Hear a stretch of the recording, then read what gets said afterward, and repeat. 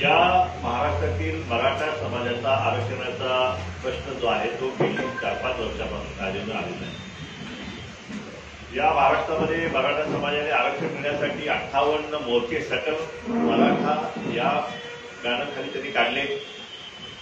एक मराठा लाख मराठा अशा घोषणाने संपूर्ण महाराष्ट्र दुमदुमून गेला। लाखांचे मोर्चे अतिशय शांतताप्रिय आणि अतिशय शिस्तबद्ध असे मोर्चे काढले आणि त्यावेळी त्यांनी मागणी केली होती की आम्हाला कुणाच्याही आरक्षणात धक्का न लावता आम्हाला 50% वरचा वेगळा प्रवर्ग ठेवून आम्हाला 50% वरचं ओपन कॅटेगरीचं आरक्षण द्यावं ही त्यांची मूळ मागणी होती। त्या मागणीनुसार देवेंद्र फडणवीस सरकारने त्याच्यातील राणे साहेबांनी सुद्धा शिफारस केली होती 16% आरक्षण देण्याची, पण ते आरक्षण हायकोर्टमध्ये टिकू शकलं नाही। देवेंद्र फडणवीस साहेबांनी सविस्तर त्या ठिकाणी मराठा समाजाचं सर्वेक्षण केलं आणि त्या ठिकाणी त्याला गायकवाड कमिशनच्या माध्यमातून संपूर्ण महाराष्ट्रात मराठा समाजाचं सर्वेक्षण करून त्यांनी तो अहवाल घेऊन विधानसभेमध्ये कायदा पारित केला, एससीबीसीचा कायदा, आणि मराठा समाजाला आरक्षण जे आहे ते आरक्षण त्यांनी दिलं। परंतु ते आरक्षण जे आहे ते हायकोर्टमध्ये टिकलं, परंतु सुप्रीम कोर्टामध्ये मात्र ते आरक्षण टिकू शकलं नाही आणि सुप्रीम कोर्टाने स्पष्टपणे त्यावेळी त्याने असे रिमार्क्स मारले की महाराष्ट्रातला मराठा समाज हा मागासवर्गीयांचे निकष पूर्ण करत नाही। हा समाज फॉरवर्ड समाज आहे, पुढारलेला समाज आहे आणि त्यामुळे गायकवाड कमिशनने केलेला जो निष्कर्ष जो आहे की मराठा समाज मागासलेला आहे तो सुप्रीम कोर्टाने फेटाळून लावला आणि त्याच्यानंतर 50%च्या वरचं जे आरक्षण जे आहे ते सुद्धा इंदिरा साहनीच्या केसमध्ये त्या ठिकाणी 50%च्या वरचं आरक्षण देता येत नाहीये आणि म्हणून त्यांनी वरचं आरक्षण जे आहे ते 12% 13% जे केलं होतं हायकोर्टने ते सुद्धा त्यांनी रद्द करून टाकलं आणि त्यानंतर मात्र मराठा समाजाच्या आरक्षणाचा प्रश्न जरांगे साहेबांच्या आंदोलनाच्या माध्यमातून पुन्हा ऐरणीवर झाला आणि त्यावेळी त्यांच्या माध्यमातून अनेक अशी उग्र आंदोलनं जी आहेत पहिल्यांदा महाराष्ट्रात अनुभवली। त्यामध्ये आमदारांची सुद्धा घरं जाळण्याची, ऑफिसेस जाळण्याची, कार्यकर्त्यांची, ओबीसीच्या कार्यकर्त्यांचे हॉटेल्स, रेस्टॉरंट, गाड्या फोडणे हे सगळं असे प्रकार जे आहेत ते या ठिकाणी झालेले आहेत। अंतरवाली सराठीमध्ये लाठीचार्ज झाल्यानंतर मराठा समाज हा अतिशय उग्रपणे आंदोलन त्या ठिकाणी केलं आणि त्या सगळ्याची परिणती म्हणून त्या ठिकाणी निजाम काळातील नोंदणी जी आहे, निजाम काळामध्ये आम्ही कुणबी होतो आणि कुणबी हे ओबीसीमध्ये आहेत, तर निजाम काळाच्या नोंदी शोधून काढून जे कुणबी आहेत त्यांना कुणबी द्यावे अशा प्रकारची मागणी समोर आली आणि ती महाराष्ट्र शासनाने मागणी केली। शिंदे समितीची नेमणूक केली आणि त्या शिंदे समितीमार्फत त्यांनी निजाम काळातील काही नोंदी त्याला सापडला माझ्यामध्ये 22,000 की 28,000 असा काहीतरी आकडा तो आहे। तर त्याच्यानंतर पण मात्र त्यांनी त्या मागण्या बदलत गेल्या आणि पुन्हा संपूर्ण महाराष्ट्रावर त्यांनी मागणी केली। सरसकट मराठा समाजाला आरक्षण दिलं गेलं पाहिजे, हे कुणबी दाखले दिले गेलं अशीही मागणी समोर आली आणि त्या माध्यमातून त्यानंतर महाराष्ट्रातील ह्या शिंदे समिती महाराष्ट्रावर त्या ठिकाणी नोंदी तपासल्या आणि त्या नोंदी जवळपास 57 लाख नोंदी ज्या आहेत त्या आढळून आलेल्या आहेत। अशा प्रकारे शिंदे समिती आणि सरकारने सुद्धा त्याने नमूद केलं आहे।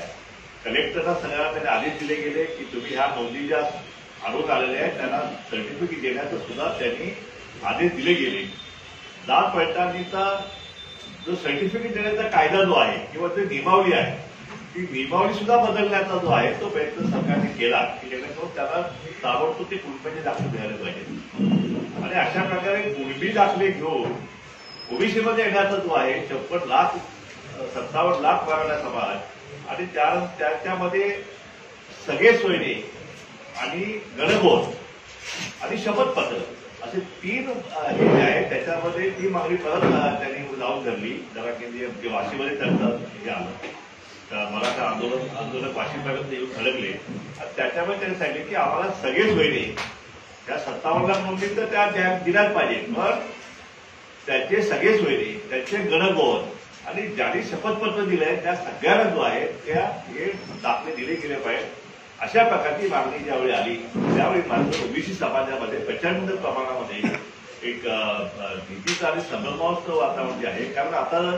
57 लाख दाखले दिले गेले आणि त्यांच्या सगळे आणि गणगोताला दिले गेले ते म्हणजे किमान एकाला 5 झाले तरी 3-3.5 कोटी जो आहे ते सगळ्या 100% आपला मराठा समाज जो आहे तो ओबीसीमध्ये त्या ठिकाणी येणार. आणि ज्या 450 जमाती त्या ओबीसीच्या आता ज्या गरीब जमाती आहेत त्यांच्या आरक्षणाचं जे आहे ते आरक्षणाचं वाटोळ होणार. आणि म्हणून ओबीसी समाज जो आहे तो सुद्धा अतिशय संभ्रमावस्थेत आला आणि आपलं आरक्षण कसं टिकणार म्हणून तोही आंदोलनामध्ये आंदोलन उतरतात. एकीकडे ओबीसीची आंदोलनं, दुसरीकडे मराठा समाज आंदोलनं. अशा अवस्थेमध्ये महाराष्ट्र सरकार जे आहे महाराष्ट्र सरकारने काही निर्णय त्याला घ्यावे लागले. परंतु आता ह्या सगळ्या ह्याच्यावरती आता काल मराठा समाजाला कोर्टामध्ये आणि घटनेमध्ये असताना टिकणारं आरक्षण जे आहे ते आम्ही देऊ अशा प्रकारची शपथ जी आहे ती माननीय मुख्यमंत्री शिंदे साहेबांनी त्यावेळी घेतली होती. आणि त्या अनुसार त्यांनी काही पावले उचलली आणि मराठा समाजाला टिकणारं आरक्षण जे आहे ते टिकणारं आरक्षण द्यायचं असेल तर त्यांनी पुन्हा सर्वेक्षण जे आहे म्हणजे ज्या काही त्रुटी सुप्रीम कोर्टाने ज्या काय गायकवाड कमिशनच्या अहवालातील ज्या काही त्रुटी त्यांनी काढल्या होत्या त्या त्रुटी भरून काढण्यासाठी त्यांनी न्यायमूर्ती सुनील शुक्रे साहेबांचा आयोग नेमला गेला. मराठा जो राज्य मागासवर्गीय आयोग आहे त्याच्यावर त्यांची नेमणूक केली गेली.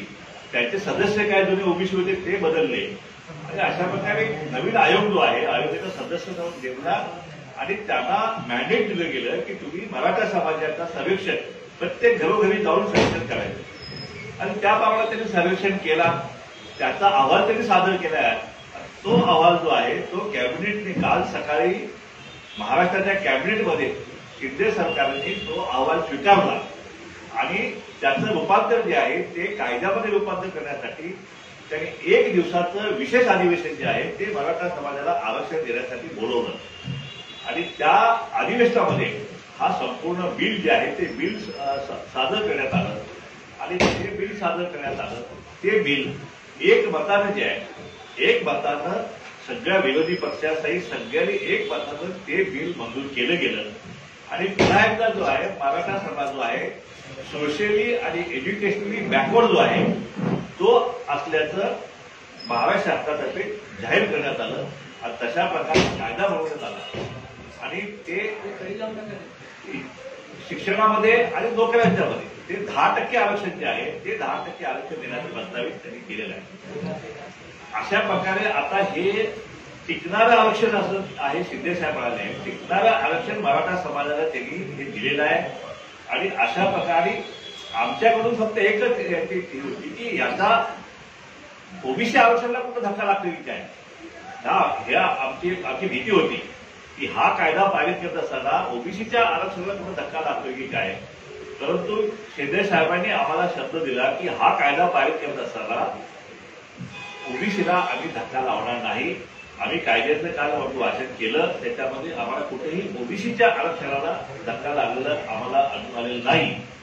त्यांनी 50%च्या वरती ईडब्ल्यूएस आरक्षण 10%, 7%, 60%च्या वरती 10% जे आहे ते आरक्षण जे आहे ते आरक्षण 10% त्यांना दिले गेलं आहे. त्यामुळे ओबीसीच्या आरक्षणाला सोडून वरून त्यांनी ते 10% दिलेलं आहे. आणि त्यामुळं आम्ही ओबीसीच्या सगळ्या नेत्यांसोबत आज सकाळीच आम्ही चर्चा केली किंवा असं आहे आपली भूमिका जी आहे ती भूमिका जी आहे या बिलाचं जे काय त्यांनी केलेलं आहे त्यामुळे ओबीसीला कुठेही धक्का लावण्यात आलेला नाही.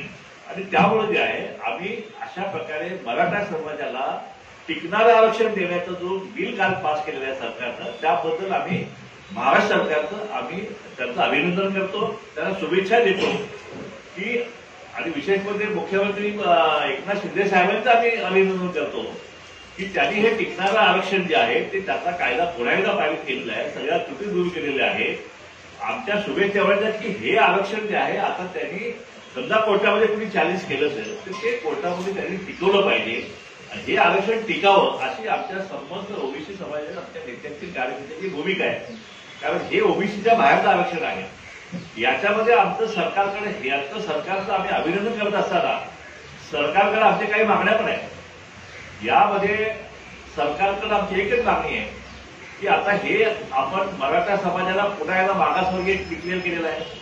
मग उद्या जर कोर्टामध्ये हे इंदिरा साहनीची कॅप जी आहे त्याच्यामुळे ते 10% नाही टिकलं आणि जर काय हे मागासवर्गीय टिकलं तर मग मात्र हे मागासवर्गीय म्हणून पुन्हा ओबीसीमध्ये येण्याची भीती जी आहे ती एक भीती ओबीसीच्या मनामध्ये आहे. त्याच्याविषयी सरकारनं जे आहे त्याची भूमिका जी आहे ती भूमिका स्पष्ट केली गेली पाहिजे अशा प्रकारची मागणी मी सरकारकडे करत आहे. त्याचप्रमाणे आता ह्या सर्वेक्षण करत असताना 1,58,00,000 कुटुंबांचं त्यांनी सर्वेक्षण केलेलं आहे. 1,58,20,264 एवढ्या कुटुंबांचा प्रत्यक्ष घरामध्ये जाऊन त्यांनी सर्वेक्षण केलेलं आहे. ही घरं कुठली आहेत? ही खुल्या वर्गाच्या समाजाच्या तुलनेत मराठा समाजाच्या सामाजिक शैक्षणिक व आर्थिक स्थितीसंबंधी नवीन परिणामकारक समकालीन आधारसाने गोळा केली आहे. म्हणजे खुल्या वर्गातली जी काय लोकसंख्या आहे, जी काय घरं आहेत महाराष्ट्रामध्ये त्या सगळ्यांचं सर्वेक्षण जे आहे ते या ठिकाणी केलेलं आहे आणि ती सगळी मिळून 1,58,20,264 जो आहे अशा प्रकारे त्यांनी आकडा जाहीर केलेला आहे, एवढं सर्वेक्षण केलेलं आहे. आणि त्याप्रमाणे त्यांनी या महाराष्ट्रामध्ये मराठा समाजाला किती टक्के आहे हे सुद्धा जे आहे हे सुद्धा त्यांनी जाहीर केलेलं आहे. त्याच्यामध्ये त्यांनी याच्यामध्ये मराठा समाज लोकसंख्या राज्याच्या एकूण लोकसंख्येच्या 28% असल्याचे आयोगाला आढळून आले आहे. अशा प्रकारे 28% मराठा समाजाची लोकसंख्या जी आहे ती सुद्धा अधोरेखित आज त्या ठिकाणी केली. पावसाळ्यात जनगणना होऊन झाली असती तर मला पण आता सध्या ही जनगणना म्हणावं लागेल. मराठा समाजाची जनगणना जी आहे ती केलेली आहे, एक्झॅक्ट आकडा तरी दिलेला आहे. आणि 2011 सालचा जर आपण जनगणनेचा आकडा जर बघितला महाराष्ट्राचा तो साधारणतः 12.5 कोटी आहे. आणि 12.5 कोटीच्या तुलनेमध्ये जर 1,58,00,000 आपण कम्पेअर केलं तर ती टोटल संख्या जी आहे ती 12.5% येते. म्हणजे महाराष्ट्रामध्ये मराठा समाजाची लोकसंख्या जी आहे ती संपूर्ण महाराष्ट्राच्या संख्येच्या तुलनेमध्ये ही 12.5% येते. याच्यामध्ये कदाचित आयोगाची कदाचित चूक झाली असण्याची शक्यता आहे. आणि त्यामध्ये हे पण 12.5% हे काही ओपन कॅटेगरी म्हणजे जैन असेल, मारवाडी असेल, वाणी असते, लिंगायत असते हे सगळे धरून 1,58,00,000 आहे. म्हणजे मराठा समाजाची त्याच्यापेक्षा कमी असण्याची शक्यता आहे. म्हणजे साधारणतः 10% पर्यंत जे आहे 10% पर्यंत मराठा समाजाची लोकसंख्या जी आहे ही साधारणपणे असल्याचं आता या आयोगाच्या अहवालाच्या आकडेवारून आता निष्पन्न झालेलं आहे. 10% आरक्षण, 10% मराठा समाज किंवा समजा पूर्ण जरी धरला समाज तर 12% समाजाला 10% आरक्षण दिले गेलेलं आहे. त्यामुळे मराठा समाजाला त्यांच्या लोकसंख्येच्या प्रमाणापेक्षा कितीतरी अधिकचं आरक्षण जे आहे ते या कायद्यानुसार त्यांना मिळालेलं आहे. आणि माझ्या मते आता मराठा समाजाला इतकं मोठं आरक्षण मिळालेलं आहे की ते आरक्षण जे आहे ते आरक्षण आता फक्त टिकवणे ही एकच जबाबदारी जी आहे ती महाराष्ट्र सरकारची मराठा समाजाची आहे. आणि माझ्या मते आता हा आरक्षणाचा जो वाद जो निर्माण झालेला आहे तो आता मराठा समाजाने आता संपवला पाहिजे.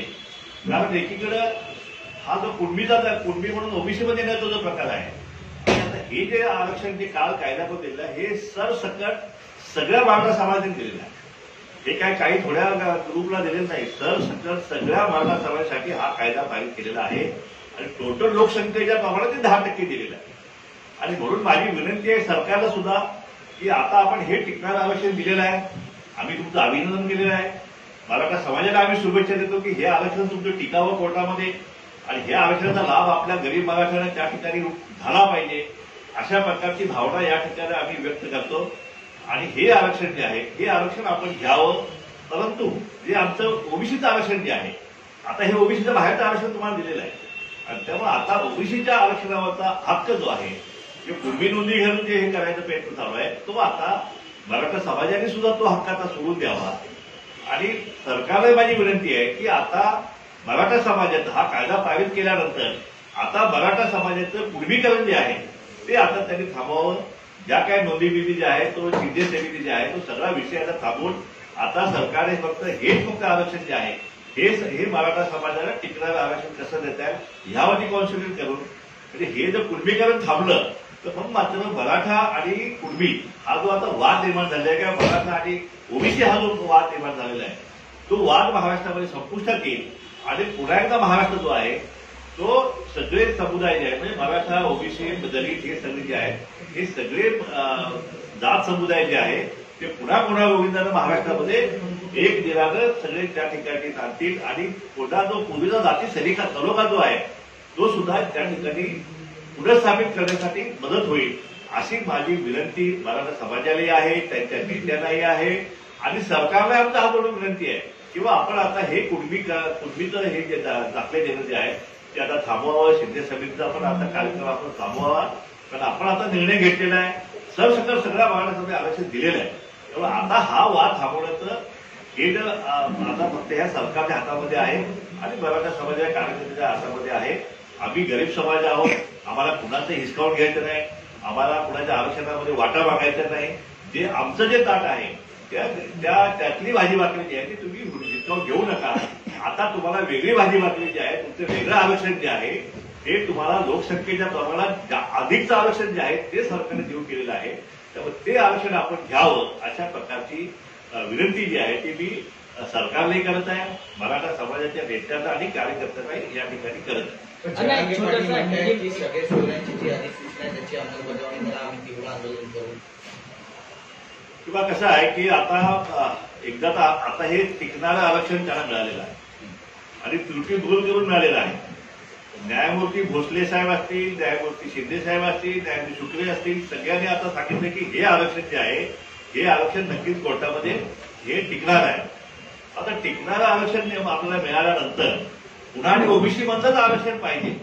आम्ही ओबीसीतच आरक्षण घेणार, सगळे स्वयंचं आम्ही हे करून संपूर्ण महाराष्ट्राच्या ओबीसीतच घालणार जो आहे हा जो अट्टहास आहे हा अट्टहास जो आहे आता हा थांबवावा अशा प्रकारची विनंती जी आहे ती आम्ही महाराष्ट्रामध्ये करत आता तुम्हाला मिळालेला आहे. आणखीन वाद जो आहे हा वाद आता महाराष्ट्रामध्ये होता कामा नये. हा मराठा ओबीसी वाद आता थांबूया अशा प्रकारची विनंती जी आहे ती पुन्हा एकदा मी सगळ्या मराठा समाज याच्यासाठी करत आहे. अन्ना, कल जो 10% आरक्षण दिया गया उसके बाद महाराष्ट्र में टोटल आरक्षण का कोटा 72% हो गया. ईडब्ल्यूएस और 52% तो पहले एग्जिस्टिंग था. जरांगे पाटिल ये कह रहे हैं कि भले ही ओबीसी आरक्षण के इतर हमें 10% दिया गया है आरक्षण, लेकिन हम इसकी मांग ही नहीं कर रहे थे. हमारी मांग अभी भी ये है कि ओबीसी कोटे के तहत ही हमें आरक्षण दिया जाना चाहिए और इसके लिए हम लोग जो आंदोलन है वो तीव्र करेंगे. एक सवाल उसका जवाब दे दीजिए. दूसरा ये है कि जो 10% आरक्षण दिया गया है, आप बार बार इंदिरा साहनी जजमेंट का जिक्र कर रहे हैं, 50% का वो कोटा है ईडब्ल्यूएस को छोड़कर, तो ये कहाँ तक तर्कसंगत है? सुप्रीम कोर्ट में ये कहाँ तक टिकेगा? और उनकी जो मांग है कि सभी सगे संबंधियों को देना चाहिए, ये जो आरक्षण दिया गया वो महज एक दिखावा है, चुनावी जुमला है. हमको आरक्षण जो है वो ओबीसी के तहत ही चाहिए. इस पर तो अभी भी वो डटे हुए हैं. देखिए साहब, महाराष्ट्र गवर्नमेंट का ये जो बिल है इसमें कोर्ट में इसको कायम करना एक ये जिम्मेदारी सरकार की है और सरकार के जो न्यायमूर्ति जो है रिटायर्ड न्यायमूर्ति जिन्होंने सलाहकार के नियुक्त किया है उनका कहना है कि अभी ये जो बिल है ये बिल किसी भी सूरत में कोर्ट में ये खारिज नहीं होगा क्योंकि उन्होंने ऐसा सर्वेक्षण किया है, ऐसा बिल का गठित किया गया है कि इसको कोई चैलेंज नहीं कर सकता है. और एक्सेप्शनल सर्कमस्टेंसेस जो है जो एक्सेप्शनल सर्कमस्टेंसेस में ये 50% की जो कैप है उसको अधिक से किया जा सकता है, जैसे कि तमिलनाडु ने किया है, जैसे कि बिहार ने किया है. इस तरह से महाराष्ट्र में भी ये 50% का जो है वो बढ़ाने का जो है ये इसका समर्थन कोर्ट करेगा. इस तरह से महाराष्ट्र सरकार से हमें बताया गया है. और 10% का जो आरक्षण जो है जरांगे का जो आंदोलन है वो कुणबी का आंदोलन है. उनका कहना है कि हमें ये आरक्षण जो है हमें मंजूर नहीं है. ये अभी जरांगे साहब का तो आंदोलन अभी चालू हुआ है, पर ये मराठा आरक्षण का जो आंदोलन है वो 5-6 साल से 2018 से चालू है. 2018 से उन्होंने मांग की है कि हमें अलग से आरक्षण जो है 50% के ऊपर से आरक्षण हमें चाहिए और जो कोर्ट में टिकेगा घटनात्मक आरक्षण हमें चाहिए. इस तरह से मांग जो है सभी मराठा संगठन की थी और वो मांग के हिसाब से महाराष्ट्र सरकार ने कल इन्होंने बिल पारित करके जो कोर्ट में पूरी तरह से ये सही सलामत बाहर आ जाएगा ऐसा बिल जो है कल उन्होंने पारित किया है. और इसका लाभ जो है 10% जो है महाराष्ट्र में अभी 1,58,00,000 लोगों का उन्होंने घर घर में जाके सर्वेक्षण किया है. इसका मतलब ऐसा है कि उनका जनगणना भी हो गया है मराठा समाज का। और दूसरी तरफ वो कहते हैं कि 28% जो है मराठा समाज का जो पॉपुलेशन जो है महाराष्ट्र में 28% है। लेकिन 2011 की जो जनगणना हुई है वो अगर आप अगर देखते हैं कि 12.5 करोड़ की पॉपुलेशन महाराष्ट्र की है, उसके अगर कंपेयर करते हैं तो ये जो जनगणना जो हुई है अभी वो 12.5% हो जाता है। वो जनगणना जो है सिर्फ मराठा की नहीं हुई है, ये मराठा के शायद जितने अपर कास्ट है जैसे कि वाणी है, लिंगायत है, इस तरह से जो है उनके भी बावड़ी है, जैन है, इनके भी घरों में जाके सर्वेक्षण हुआ है। तो ये 12.5% में वो भी सब आ जाते हैं। तो अगर उसको अगर माइनस करते हैं तो कम से कम 10% जो है इतना महाराष्ट्र का मराठा समाज का जो पॉपुलेशन जो है उनकी संख्या जो है वो अभी अधोरेखित हो चुकी है। और 10% मराठाओं को 10% आरक्षण दिया गया है। इसका मतलब ऐसा है कि उनके लोक संख्या के कंपेयर करते हुए उनको अधिक से ज्यादा आरक्षण दिया गया है। इसलिए मराठा समाज ने अभी इसको स्वीकार करना चाहिए और ये आरक्षण को लेके उनका जो विकास जो है, जो शैक्षणिक और जो इसमें जो है सामाजिक आरक्षण जो है उनको मिल चुका है, उसका उन्होंने स्वागत करना चाहिए, उन्होंने स्वीकार करना चाहिए। अण्णा, मुख्यमंत्र्यांनी स्पष्ट शब्दात सांगितलंय की ज्यांच्या कुणबी नोंदी सापडलेल्या आहेत त्या लोकांना कुणबी प्रमाणपत्र दिले जातील आणि ज्यांच्या नोंदी सापडलेल्या नाहीत त्यांच्यासाठी हे 10% आरक्षण असणार आहे। म्हणजे 57 लाख ज्या नोंदी सापडल्या त्या ओबीसी मध्ये असणारच आहेत। त्यावर तुमची भूमिका काय असणार आहे? आमचं मूळ ऑब्जेक्शन ह्या कुणबी नोंदीवरच आहे।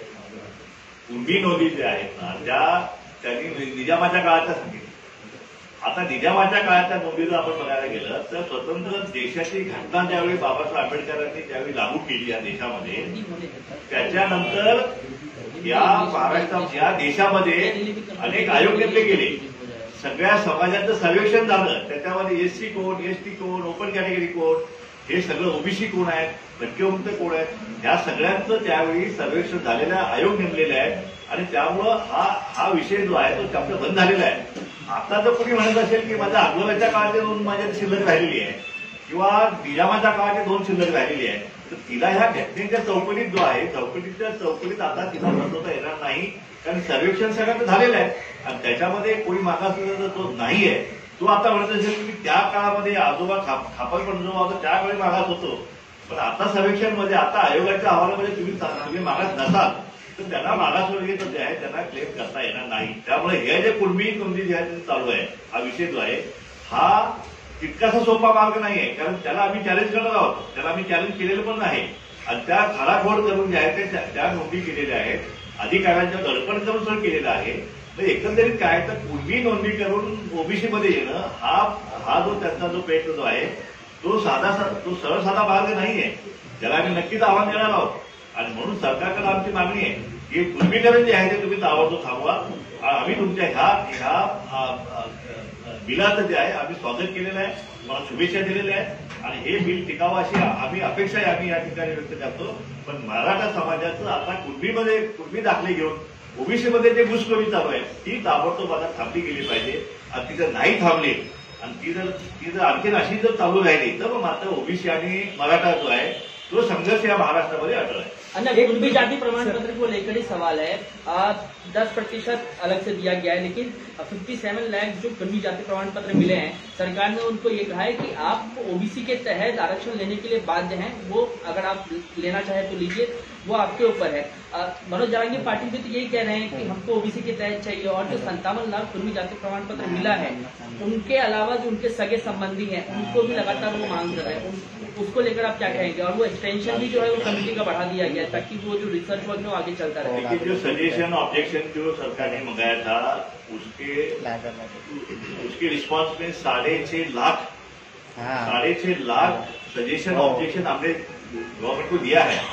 तो वो 6.5 लाख ऑब्जेक्शन जो है वो अब उसका स्टडी करने जाएंगे, इतना आसान नहीं है क्योंकि लीगली हमेशा बनाया वो ड्राफ्ट जो बनाया वो कानूनी तरफ से ड्राफ्ट बनाया गया है कि सरकार ये सगे सोयरे गणगोत शपथ ले लिया तो बैकवर्ड हो गया।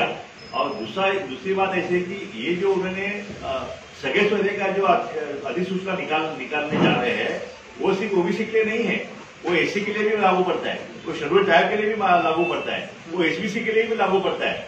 तो इसका इम्पैक्ट जो है वो पूरे बैकवर्ड क्लास को उसका इफेक्ट होने जा रहा है। तो इसलिए काफी बड़ा विषय जो है ये मागासवर्गीय का जो बैकवर्ड का जो ये आरक्षण है उसमें बहुत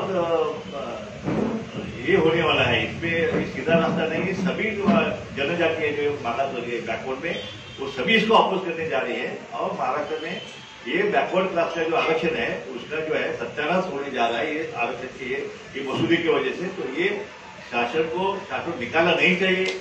अगर निकालेंगे तो भी सभी जो है उसको चैलेंज करेंगे, उसको रोकने के लिए न्यायालय की लड़ाई हम लड़ेंगे, अगर रस्ते की लड़ाई लड़ते हैं तो भी लड़ेंगे। लेकिन ये कुर्मी का जो ये है, कुर्मी करके मराठा समाज को ओबीसी में नहीं डालना चाहिए, ये हमारी मांग है। हिंदी का एक अंतिम सवाल है। सवाल ये कि जो आरक्षण दिया गया है, क्या लगता है कि आने वाले समय में वो सुप्रीम कोर्ट में टिकेगा? ठीक ऐसा है कि ये सेम जो कानून जो है पहले ही भी पारित हुआ था, लेकिन सुप्रीम कोर्ट ने उसको खारिज किया क्योंकि वहां पे कुछ कमियां रही थी। तो अभी महाराष्ट्र सरकार और उनके जो सलाहकार जो है रिटायर्ड हाईकोर्ट जजेस है वो कहते हैं कि जो कमियां रही थी वो कमियां को उन्होंने अभी पूरा किया है और कमियां पूरा करके उन्होंने अभी ये कानून नया कानून बनाया है। तो इसलिए ये कानून जो है वो कोर्ट में सुप्रीम कोर्ट में जो है 100% ये पारित हो जाएगा, एक्सेप्ट हो जाएगा, इसमें कोई ऑब्जेक्शन आएगा नहीं। इस तरह से सरकार तरफ से स्पष्टीकरण दिया गया है। बोला एक महत्वाचा प्रश्न असा आहे की ज्या पद्धतीने ज्या आरक्षणाचा लाभ ज्या गोष्टीसाठी होतो शिक्षणासाठी, त्याच शिक्षणातील ज्याचा लाभ घेत आहेत असे काही विद्यार्थी आझाद मैदानावरती आहेत महाज्योतीचे। त्या संदर्भात तुमची जो नव्याने पक्ष तुम्ही स्थापन केलाय ओबीसी बहुजन पार्टी, या पक्षाची भूमिका काय? तुमचं त्या आंदोलनाला समर्थन आहे का? त्यांच्यासाठी तुम्ही सरकारकडे तुमची भूमिका मांडणार आहात का? हे पहा, आपली सुरुवातीपासून मागणी आहे की जे तुम्ही साथीला दिलेलं आहे ते तुम्ही महायुतीला दिलं गेलं पाहिजे। जे आदासाहेब पाटील महामंडळात दिले गेलं ते जवळजवळ 70,000 विद्यार्थ्यांना, 70,000 युवकांना 15-15 लाख रुपये बिनवाजी दिले गेले, पण ते तुम्ही ओबीसीला का दिले नाही? जे महायुतीला तुम्ही हॉस्टेलसाठी जागा दिल्या सगळं दिलं आपल्या साथीसाठी, पण ती महायुतीला का देत नाही हा आमचा प्रश्न आहे। म्हणून हा मराठा आणि ओबीसी अशा प्रकारचा जो काय फरक जो आहे तो सरकारने करू नये। सरकारला दोन्ही समाज सारखे आहेत, त्यामुळे मराठा असेल, ओबीसी असेल किंवा धनगर समाज असेल यांच्यासाठी ते 16 GR काढलेले आहेत धनगर समाजासाठी, हे सुद्धा GRची अंमलबजावणी जी आहे ते सरकार करत नाही आहे। पण मराठा समाजासाठी मात्र सगळ्या पायघड्या ज्या आहेत तर सगळ्या आता हे सर्वेक्षण करायला 360 कोटी रुपये खर्च केले। 15 दिवसात 12-13 दिवसामध्ये 360 कोटी खर्च करून त्यांनी हे सर्वेक्षण पूर्ण केलं। त्यामुळे आता आपली सरकारला मागणी आहे की अशा प्रकारे जर तुम्ही 8-10 दिवसातच इतका मोठा सर्वेक्षण करत असेल तर मग जातीनिहाय जनगणना जी आहे एक 500 कोटी रुपये खर्च करून जे आहे तुम्ही जातीनिहाय जनगणना 1 महिनाभरात तुम्ही पूर्ण करू शकाल। 1 महिन्यामध्ये जातनिहाय जनगणना केल्यानंतर पुन्हा सगळ्यात जिसकी संख्या वाढी उसकी साझेदारी, त्या हिशेबाने प्रत्येकाला तुम्ही न्याय देऊ शकाल। पण जातनिहाय जनगणना जी आहे ती सरकारनं ताबडतोब आता केली गेली पाहिजे, अशा प्रकारची मागणी सुद्धा आपल्या माध्यमातून सरकारकडे करत आहे। आणि आता आमचे जे आंदोलन होतील ते आपल्याला जातनिहाय जनगणनेसाठी होतील आणि कुणबी दाखले जे आहेत मराठा समाजाचं कुणबीकरण करून ओबीसीमध्ये घालू नये यासाठी मात्र आता आमची आंदोलनं जे आहेत त्या ठिकाणी महाराष्ट्रात आपल्याला झालेली पाहायला मिळतील। अण्णा जरांगे पाटील यांच्या मागे नेमकं कोण आहे हा पुन्हा एकदा प्रश्न विचारला जातो आहे, कारण त्यांनी सरकारची जी घेतलेली भूमिका आहे, सरकारने जो निर्णय घेतला मराठा आरक्षणाचा त्याला सरसकट विरोध केलेला आहे। सरसकट आरक्षण देण्यामध्ये सरकारला गैर काय असा प्रश्न विचारतात। मुंबईमध्ये येणार भाषाही करतायत, नेत्यांना शिवीगाळही करतायत, भुजबळांना त्यांनी शिवीगाळ केलेली, कसं पाहता याकडे आणि काय वाटतं तुम्हाला नेमकं काय सुरू आहे? बघा, महाराष्ट्र हा या संबंध देशामध्ये महाराष्ट्र हा एक सुसंस्कृत प्रदेश जो आहे तो असा त्याची ओळख आहे। त्या ओळखीला कुठेतरी धक्का लागेल अशा प्रकारची वक्तव्य जी आहेत ती या ठिकाणी करू नयेत आणि समाजामध्ये तेढ निर्माण होईल अशाही प्रकारचं वक्तव्य करू देऊ नये। कुणाला वैयक्तिक टार्गेट करणं हे सुद्धा या व्यवस्थेला मान्य नाहीये, कारण शेवटी हे कायद्यानं चालणारं राज्य आहे।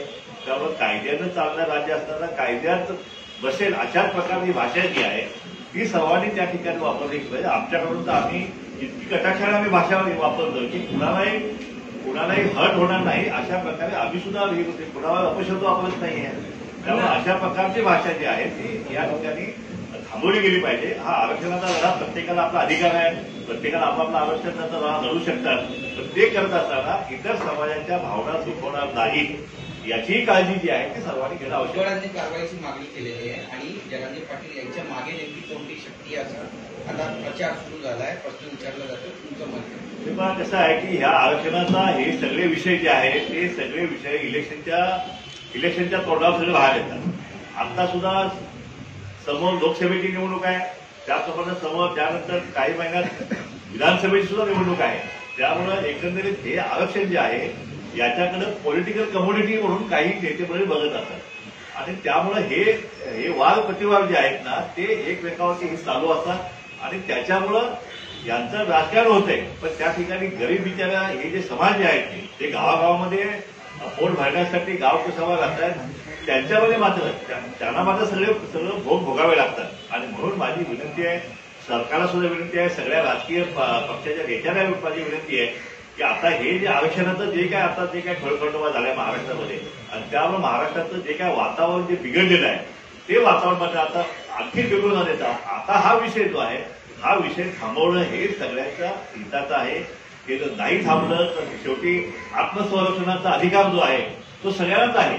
आणि म्हणून माझी पुन्हा एकदा महाराष्ट्राला विनंती की आता हे सगळं मराठा समाजाने कुणबीकरण थांबवा, हे गावागावातले कुणबी ओबीसी आणि मराठा वाद थांबले जातील. हे 10% आरक्षण आपण दिलेलं आहे, सरसकट सगळ्या महाराष्ट्राला दिलेलं आहे, ज्याची अंमलबजावणी सुद्धा माझ्यामध्ये ताबडतोब हे आता तुम्ही चालू करणार आहात. आणि त्यामुळे मराठा समाजाला आता टिकणारं आरक्षण मिळालेलं आहे. त्यामुळे मराठा समाजाने आता हे सगळे विषय थांबवून या ठिकाणी टिकणारं आरक्षण घ्यावं आणि हा वाद आता संपवावा अशी विनंती मी आपल्या माध्यमातून सगळ्या मराठा समाज नेत्यांनी सरकारला आणि सगळ्या नेत्यांनी करत आहे. या ज्या समस्या निर्माण होत आहेत त्या समस्या निर्माण होत असताना जे समाजामध्ये वेगळ्या समाजाचे जे तज्ज्ञ आहेत त्या तज्ज्ञांना असं बोलून परिसरावर असं का राबवलं जात नाही? त्यामुळे कळला नाही प्रश्न कळला नाही.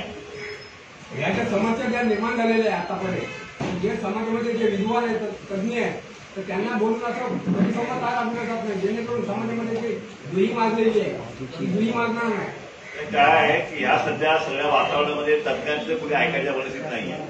जे अभ्यासक आहेत जे तज्ञ आहेत त्यांनी काय भाषा काढली की लगेच त्यांना ट्रोल केलं जातं, त्यांना शिव्या त्यांना धमक्या दिल्या जातात आणि त्याच्यामुळे आता तज्ञ आणि जे अभ्यासक जे आहेत ते सगळे आता सगळे शांत बसलेले आहेत. आणि म्हणून या माझी विनंती आहे की हे तज्ञ आणि अभ्यासक जे आहेत त्यांनी सुद्धा आता एका भीतीच्या हेतून बाहेर येऊन जे आहे एक समाज प्रबोधनासाठी त्यांनी बाहेर पडावं आणि समाजाला योग्य ती दिशा द्यावी अशा प्रकारची विनंती मी सगळ्या अभ्यासकांना तज्ञांना करत आहे. धन्यवाद.